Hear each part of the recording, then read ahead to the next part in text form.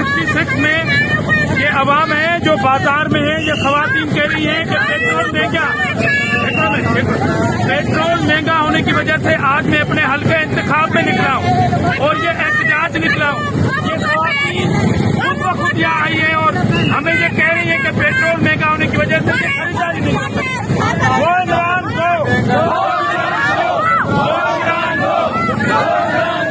Petrol महंगा होने की वजह से आज मैं पूरे हल्के में साइकिल पे बतौर एहतजाज विजिट कर रहा हूँ और लोग जो हैं बाजारों से दुकानों से मिलके इमरान की इस नाअहली अवाम दुश्मनी की मजम्मत कर रहे हैं। और मैं पूरे हल्के में जाऊंगा एहतजाजन, क्योंकि मैं गाड़ी पे नहीं साइकिल पे चल रहा हूँ और अवाम जुड़ते जा रहे हैं।